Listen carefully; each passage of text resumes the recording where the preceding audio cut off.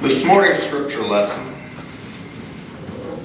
is Genesis 17, 4 through 6, and 9 through 14, and 17 through 22. God said, "This is my covenant to you. I will make you the father of a multitude of nations. What's more, I am changing your name. You will no longer be Abram. Instead, you will be called Abraham. For you will be the father of many nations. I will make you extremely fruitful. Your descendants will become many nations, and kings will be among them." Then God said to Abraham, "Your responsibility is to obey the terms of the covenant. You and all your descendants have this continual responsibility. This is the covenant that you and your descendants must keep. Each male among you must be circumcised. You must cut off the flesh of your foreskin as a sign of the covenant, circumcised on the 8th day after his birth. A sign of the covenant between you and me, from generation to generation. Every male must be circumcised on the 8th day after his birth. Your body will bear the mark of my everlasting covenant. Any male who fails to be circumcised will be cut off from the covenant's family for breaking the covenant." Then Abraham bowed down to the ground, but he laughed to himself in disbelief. "How could I become a father at the age of 100? He thought. "And how can Sarah have a baby when she is 90 years old?" But God replied, "Sarah, your wife, will give birth to a son for you. You will name him Isaac, and I will confirm my covenant with him and his descendants as an everlasting covenant. My covenant will be confirmed with Isaac, who will be born to you and Sarah about this time next year." When God had finished speaking, he left Abraham. The word of God for the people of God. Thanks be to God. Thank you, Alan. I invite you to turn with me in your Bibles to Genesis chapter 17 as we move into the next to the last installment in our sermon series. This is only a test, what God teaches us in confusing times. And I hope you've gotten the idea as we've moved through this epic journey with Abram and Sarai, two very ordinary people that God taps on the shoulder and says, "Because of my goodness, because I love you, I am offering you this deal. If you will follow me, if you'll do what I ask you to do, then I will make your descendants as numerous as the stars in the sky and the sands on the seashore." And so they set off on this journey, and we've moved through quite a few lessons that God has taught them. And I hope you've seen how these tests happen, and Abram and Sarai find out things about themselves that carry them to the next test. And really that's reflected, or it's designed to be reflected in our own lives and our own faith journeys with God. And so last week we looked at the temptation of patience. I don't know how many of you are like me and you struggle with being patient, but we learned last week that Abram was no different and Sarai was no different. They had been promised when they were ages 75 and 65, "If you follow me, I will do these great things for you." And he was going to fulfill their greatest wish, which was to have children.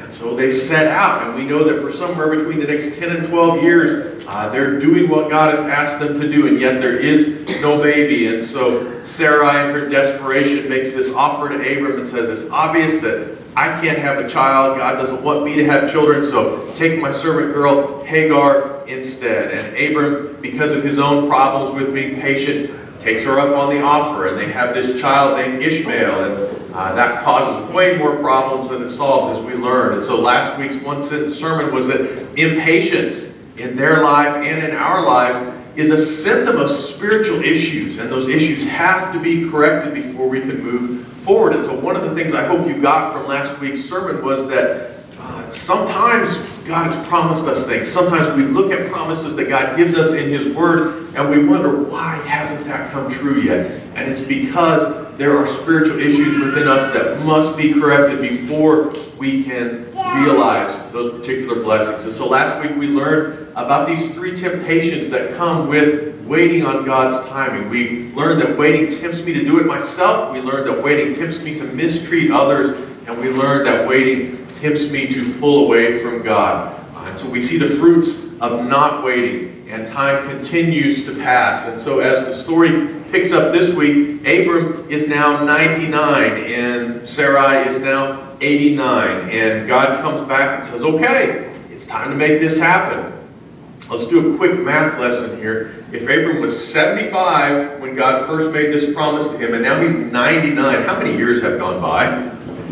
24 years. 24 long years of wandering in the desert and fighting battles and having misfortune hit and trusting God. And so God finally comes to him, and we know that it was delayed some because of what happened with Ishmael. We know that 14 years approximately have passed since Ishmael was born, and now God comes back and says, okay, Abram, it's time for this to happen. Abram is at a particular point in his spiritual journey that many of us can identify with. I've been lining this up as we go through these steps with different stages in Erik Erikson's psychosocial stages of development. And we've learned that we move through these stages in order based on our age in life, and we either resolve these conflicts positively or negatively. And so the stage we're at this week happens to everybody somewhere between the ages of 40 and 65. And Erikson called it generativity versus stagnation. And the idea here is that we begin to realize all of the stuff I was working for, all the stuff I was shooting for that was about me, up to the middle of my life, I start to realize isn't really fulfilling. It isn't really getting it done. And so Erikson says between the ages of 40 and 65, we have this fun little period that most of us go through called a midlife crisis. Anybody familiar with that? Yeah, we go through a midlife crisis when we start to say, what in the world does life mean? I've done everything that I thought I should do, and here I am. I'm 40, I'm 45, I'm 50, I'm 55, I'm older, and none of it makes sense. And Erikson says we have to begin to reorient our priorities. Instead of focusing on ourselves, he says we have to start focusing on the next generation. How is my life setting the stage for the people that will come behind me? So questions that we start to ask ourselves at this particular stage, whether it's in real life or whether it's our spiritual life, is life still worth living even if my hopes and dreams don't come true? Some people, when they hit their midlife crisis, it's because they realize, oh my gosh, I'm never going to be an NFL football player. I'm never going to be a rock star. I'm never going to be fabulously wealthy. So what does life mean when my dreams don't come true?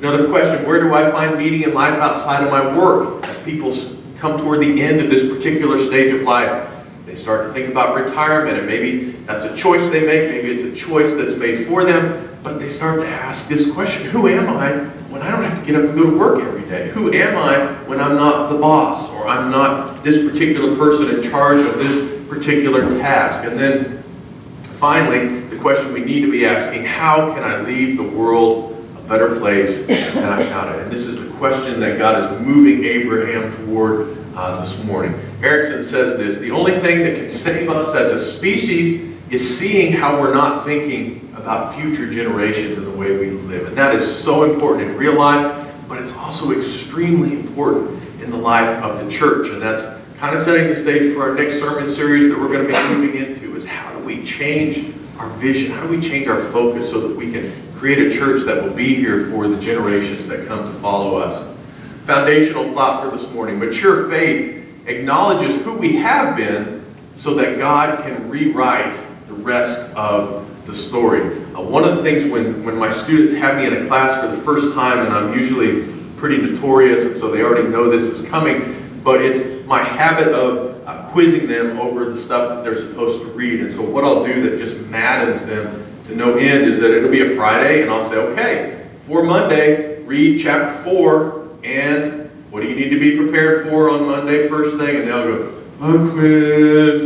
And they're not happy about it. And initially they get really upset. This is not fair. You haven't taught us the material yet. Why are you quizzing us over the reading? And what they hopefully learn over the course of the semester is it's kind of a diagnostic, because as they read it and then they come and take a quiz over it, they find out, okay, I got this stuff down, but some of this stuff over here I don't really have figured out yet. I don't understand. And so then hopefully that motivates them as we go through the lectures during the week, and I can point out, okay, that was what we just talked about there. That was question number 4 on your quiz that some of you got wrong. You might want to circle that in your notes. And if you're not taking notes, you might want to start taking notes and circle that in your notes so that you don't miss it again when we test over this at the end of the chapter or at midterm. And so it's supposed to motivate them to highlight, what have I got down and what do I not? And this is kind of what God is doing with Abram at this particular stage in his life. He's been through some tests, and he spectacularly failed the test of patience. And we're going to see that it's because he realizes, I'm selfish. I want what I want, and I want it right now. And God says, okay, now that you've figured that out, we can move forward. Brennan Manning talks about this concept, and I think it's very powerful. He says, as we come to grips with our own selfishness and our own stupidity, we make friends with the imposter, and we accept that we are impoverished and broken. The art of gentleness toward ourselves leads to being gentle with others, and it's a natural prerequisite for our presence to God in prayer. Abram, during today's section in the scripture, is transformed because of the failures of his past and because of what God is promising to do with him in the future. And the same can be true for us. So, how do we answer the question, what if I admit that I just don't get it? I am X number of years old, I've been following Jesus for this many years, I've been sitting in church for this many years, and I'm still not getting it. I still don't know what God is doing. Well, there are 3 milestones that we need to be looking for on the path to the light bulb going on and us saying, I finally get it. We're going to see that a change of identity has to take place, that a change of priority has to take place, and finally a change of outlook has to take place in our lives. One sentence sermon for this morning. Times of puzzlement, which is what we're talking about this morning, are really an invitation to make changes that we might otherwise never consider. If we're not confused, if we're not a little bit upset about the way things are going, we're really not open to the guidance and the correction that we need.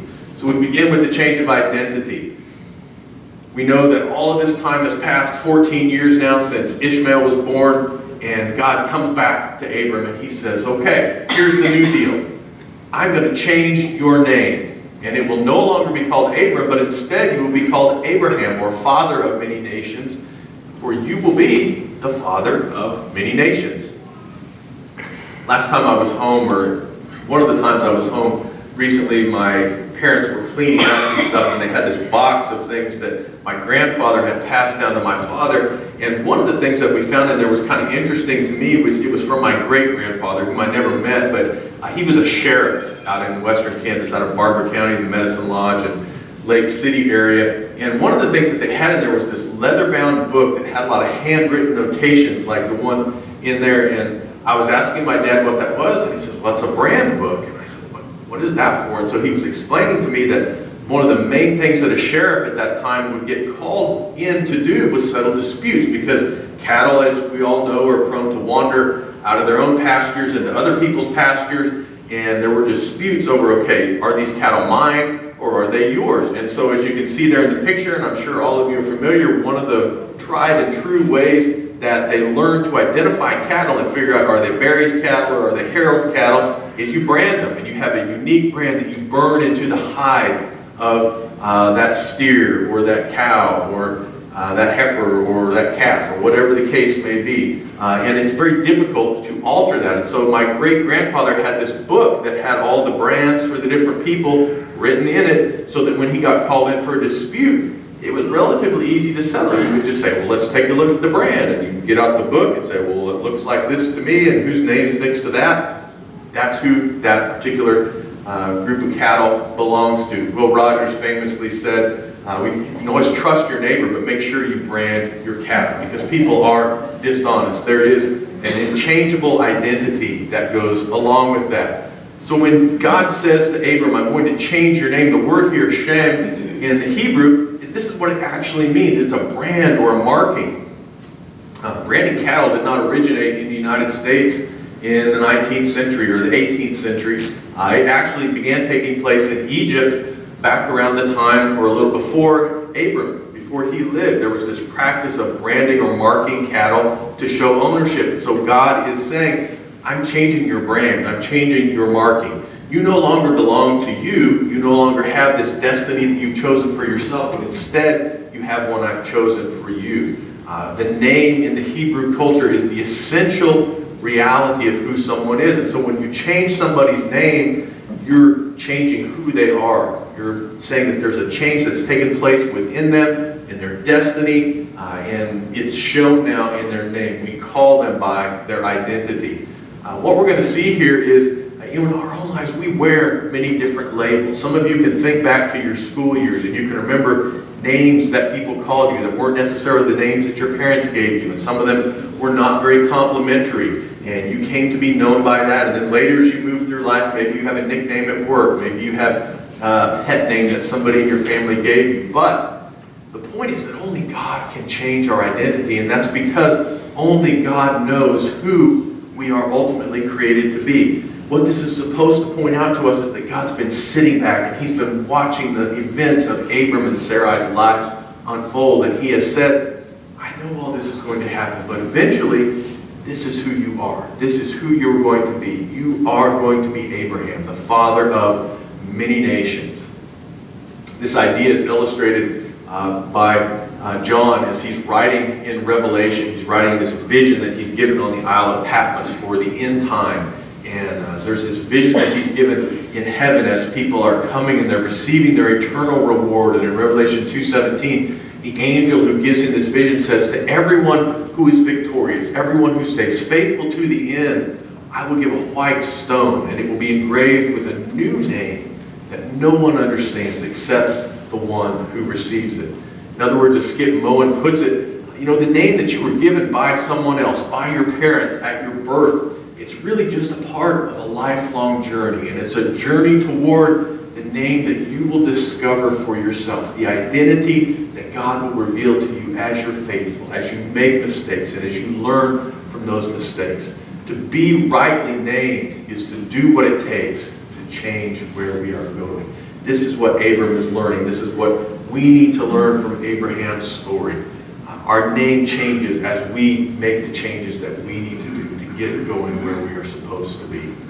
First key point, God can only use us to the degree that we are willing to accept the identity that He has crafted for us from the beginning. It may not be the idea we had in mind. It may not be the identity that we think we want, but it's the identity that God has crafted for us. Henry Nouwen observes this. He says, Jesus came to announce to us that an identity based on success and popularity and power is a false identity. It's an illusion. Loudly and clearly, Jesus says, you are not what the world makes you, but you are children of God. The prophet Jeremiah, when he's called by God, God says this to him, before I shaped you in the womb, I knew all about you. Before you saw the light of day, I had holy plans for you. God has holy plans for your life. No matter where you are in life, no matter what mistakes you've made up until this point, that identity is still waiting there for you to discover it and for you to claim it. And once our identity changes to align with what God has for us, great things start to happen. The second is a change of priority. God circles back around to this covenant He's been talking about now for 24 years. And He adds a little bit to it because now Abraham is ready to hear it. His identity has changed and he's ready to accept it. And this is a difficult piece of the covenant. And we can kind of see why God didn't lay this on him at the beginning, because Abram might have run away screaming in the other direction. This is the covenant that you and your descendants must keep. Each one among you must be circumcised. I was trying to think of, because we're in church and we're in mixed company, and how a delicate way to kind of talk about this idea. So I don't know whether I'm going to succeed or fail here, so bear with me. But one of the things that I thought about that kind of parallels this idea is how vineyards change between the harvesting season and the next growing season. And I've told stories before about how, when I was serving at Mulvane there outside of town, there's a really big winery, and there's a huge vineyard, and the people that own that went to the church there, and they were really excited about having a vineyard, and that's what they like to talk about. And you wouldn't want to engage them in a conversation unless you were ready to sit for 30 or 45 minutes and hear about all of the fine details of vineyard keeping. And the mother that was kind of the matriarch of the family was really funny, because she wasn't so much interested in the grapes as she was elderberries, and she always talked about elderberries and their health benefits. And she was convinced that elderberry extract would cure AIDS, and so every time I'd see her, she'd say, "I still haven't heard back from the president yet." And that was a reference to the fact that she would take it upon herself about every month or so to write a letter to the president offering to provide elderberry extract so that the United States could send it to Africa to cure the AIDS epidemic. And she kept saying, "Do you think the president's getting my letters?" I'm like, "I don't know. All you can do is keep sending them." And so she would do that. But her son was kind of in charge of the grape piece. And when I was teaching a lesson one time about vineyards, I was asking him about, you drive by the vineyard and you see right before harvest, they're just covered in grapes and all of these long vines, and then the grapes are gone, and you drive by a week later, and it looks like somebody just absolutely took a hatchet to the grapevines, and they look like they're almost dead. And so you can see the contrast there between grapevines after it's been harvested and then grapevines when you're growing for the next season. I said, "Why do you guys do that? It seems like you've got all these vines, you would just leave those out so you could just build on it and it would get bigger every year." And he said, "Well, that's not how it works." He said, "Grapes need a certain amount of sunlight, and they need a certain amount of moving air that's passing over them. And so if you don't chop back those vines every season, the leaves and the material they continue to kind of build on one another, and it gets to where it chokes out the presence of the sunlight and the presence of the moving air. And so as you chop back those grapevines every season, then you end up with a harvest at the end." And a light kind of went on for me that that's really true in our own lives as well. We have good things in our life that happen, and we try to hang on to those, and we try to carry them with us in our next stage of life, and yet sometimes God comes along and He chops it back, He cuts it off, He takes it away, because that's not baggage that we need to be carrying with us. When God talks about being circumcised, the word here in the Hebrew is namal, and it's a word picture of what happens to a grapevine. It's a branch being cut off. It's something that's no longer necessary, that's being trimmed away. The word is used here by the psalmist in Psalm 90, and he says that people who do not follow God, who are not faithful, are like grass that springs up in the morning, and it blooms and it flourishes for a time, but by evening it's dry and it's withered, and it needs to be cut away so that new grass can grow up behind it.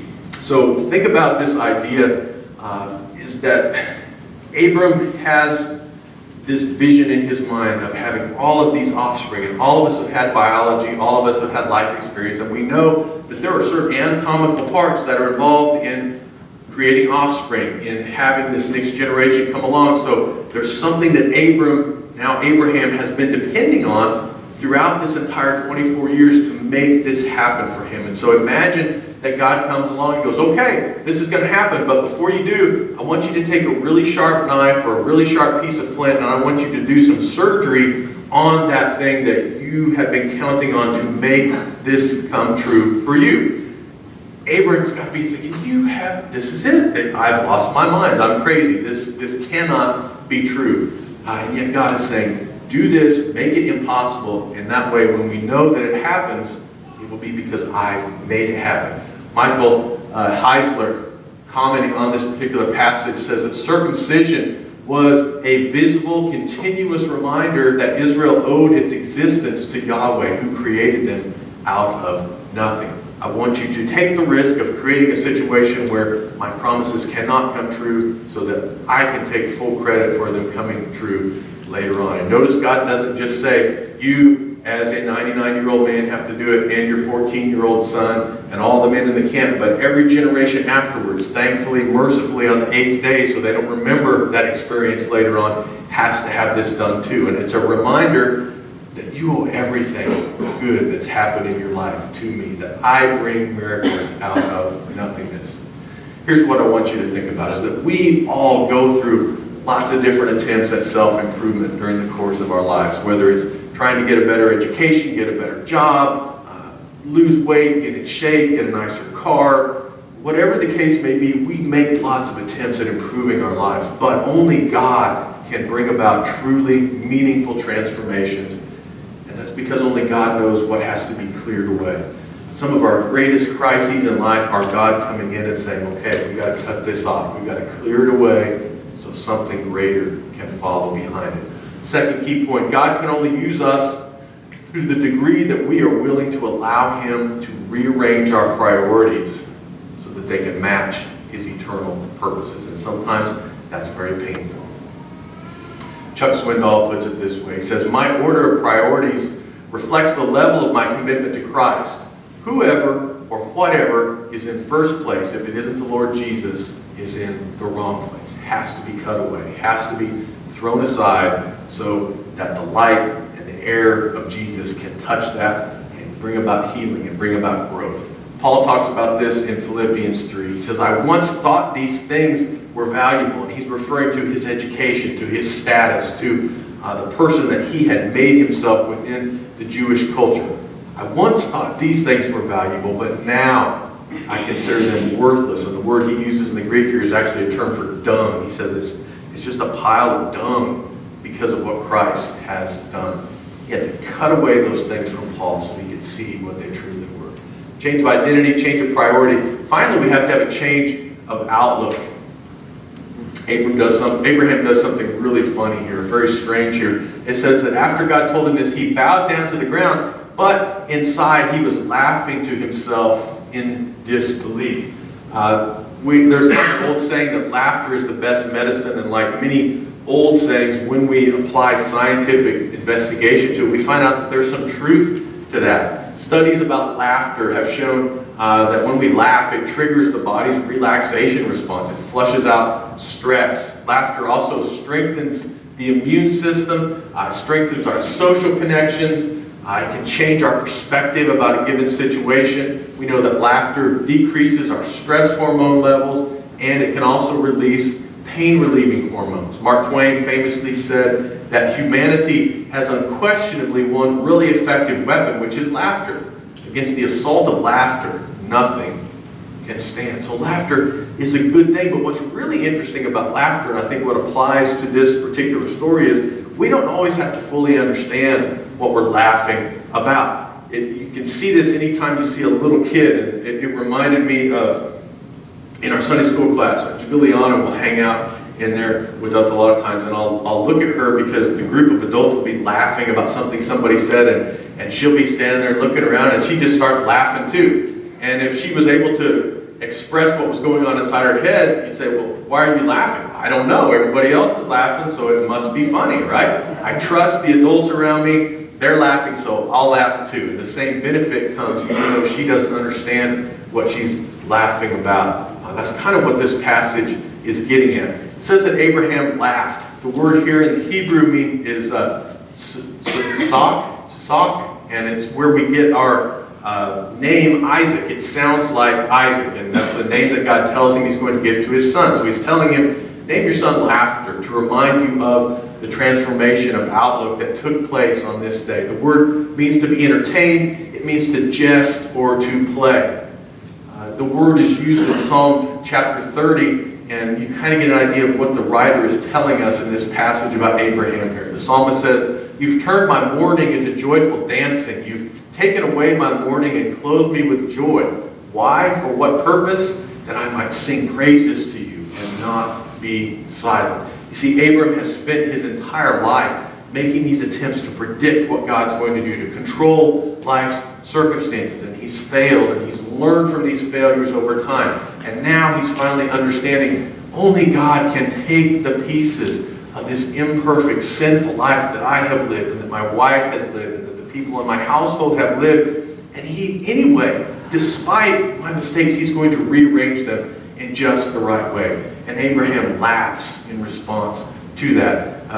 Rabbi Chaim Benroth, commenting on this passage, says, we can't really be sure what type of laughter Abraham and Sarah initially had when God made this promise, but we can be certain after they realized that they had heard from God, that laughter was no longer one of disbelief, it was no longer one of derision, but it was one of pure joy. That change of outlook brings about laughter of pure joy. Last key point.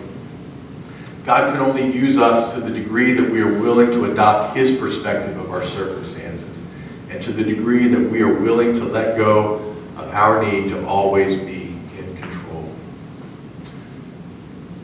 Ian Gardner puts it really well. He says, when we finally see what God has called us to do, we can look back and realize that our past is the key to unlocking the door to our purpose. This is why Abraham laughs.